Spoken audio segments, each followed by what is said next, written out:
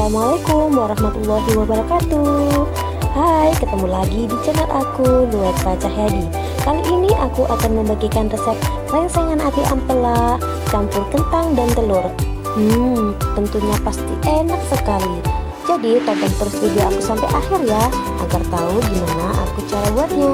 Terima kasih. Wassalamualaikum warahmatullahi wabarakatuh. Pertama, cuci bersih ati ampela, habis itu direndam dengan air asam atau bisa diganti dengan air jeruk. Terus dibersihkan kembali lalu direbus hingga agak matang. Berikut ini adalah semua bahan-bahan yang dibutuhkan. Untuk keterangan lebih lanjut, lihat di deskripsi YouTube channel ini ya.